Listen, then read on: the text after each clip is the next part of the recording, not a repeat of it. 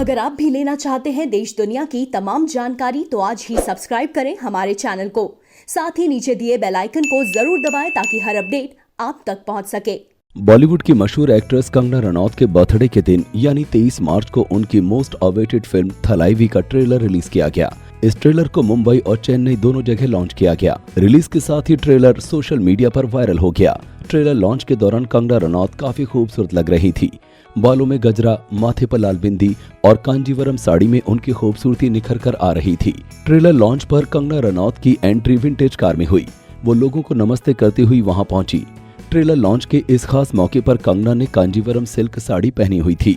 वैसे तो कंगना खुले बालों में रहती है, लेकिन इस दौरान कंगना ने बालों का जूड़ा बनाया और उसमें गजरा लगाया हुआ था। कंगना ने मुस्कुराते हुए यहाँ पेपराजी को पोज भी दिया। 34वां जन्मदिन उनके जीवन के लिए बेहद खास रहा।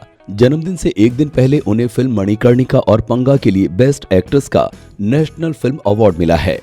वहीं दूसरी तरफ इस साल रिलीज हो रही कंगना की थलाइवी के ट्रेलर से तेजस के लुक तक ने पंगा गर्ल को दिन भर सुर्खियों में रखा।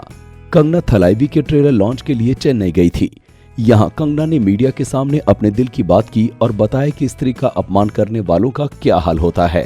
कंगना रनौत ने थलाइवी के ट्रेलर लॉन्च के वक्त मीडिया के सवालों का खूब जवाब दिया।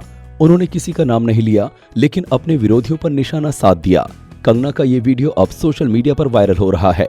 वीडियो में कंगना कह रही हैं, बहुत सारी चीजें मेरे साथ हो रही थी, लेकिन ये मेरा मानना है कि जो नारी का अपमान करता है उसका पतन निश्चित है। इतिहास में ये बात देख सकते हैं, रावण ने सीता का अपमान किया और कौरवों ने द्रौपदी का। मैं खुद को देवी नहीं बता रही हूँ, लेकिन मैं भी नारी हूँ।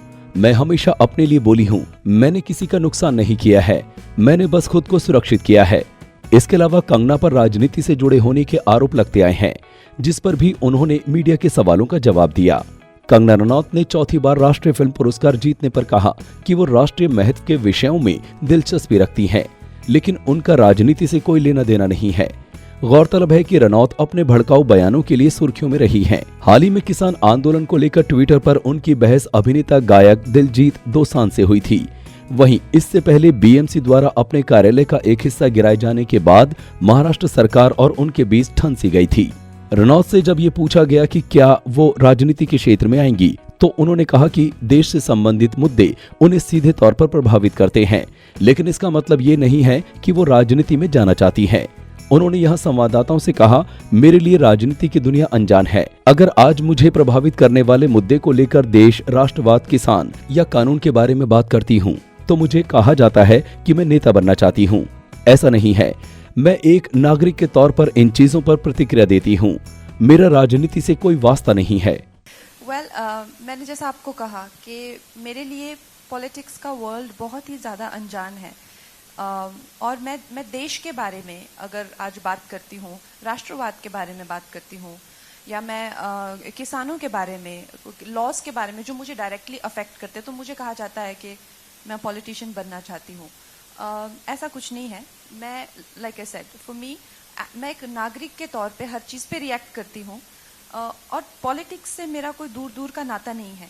मगर जैसा मैंने कहा कि जब कुछ लोग बहुत ज़्यादा नाराज़ हो गए इस बात से कि मैं राष्ट्रवाद की बात क्यों करती हूँ, या या मुझे इतनी क्या पड़ी है कि मैं फार्म लॉ के बारे में बात करूँ, उनको इस बात से तकलीफ हो रही है कि वो चाहे तो वो कर सकते हैं, उसके बारे में कुछ भी कह सकते हैं, फिर मेरी हिम्मत कैसे कि मैं कहूँ, तो ये उनकी तकलीफ है। फिल्म थलाइवी में कंगना रनौत ने अपना 20 किलो वजन बढ़ाया और घटाया है। कंगना का कहना है कि उनकी ये फिल्म उनके लिए काफी चैलेंजिंग रही। कंगना अपनी फिल्म के निर्देशक विजय के बारे में बात करते करते अचानक इमोशनल हो गई। कंगना ने कहा, मैं अपने जीवन में कभी किसी ऐसे शख्स से नहीं मिली जिसने मुझे मेरे हुनर पर मुझे शर्मिंदा महसूस नहीं कराया हो। इसके अलावा कंगना ने यह भी बताया कि शुरुआत में इस फिल्म के लिए मुझे रिजेक्ट कर दिया गया था, लेकिन बाद में फिर से मुझे चुना गया। Well, I have learnt the language to speak, but I would not say that my accent was right. My accent is nowhere close to being right, but I could just learn the words, and that was also very difficult for me, to be honest. Tamil particularly is very difficult, like Sanskrit. So it's Vijay sir's call, but I don't think he's okayed my Tamil. He's auditioning a lot of people from Tamil Nadu, he's not okayed them also. He's found some voice, I think, in Hyderabad, and he's like, I found the right crystal clear Tamil he wants. So obviously he has rejected me long ago. It is always, for an actor, it is not to be honest, it is not a very desirable experience. Because like when Vijayendra sir gave the script to me, he said, I have only one request to you. I said, sir, do you remember? He said, your voice is a very important part of your personality, and your voice is half of your performance also. So you have to learn Tamil and you have to speak Tamil in this film. And I took that as a challenge, but this man only rejected me. I can't do anything. बता दें कि थलाइवी में Kangana Tamil cinema की actress और तमिलनाडु की दिवंगत मुख्यमंत्री जयललिता के किरदार में नजर आएंगी।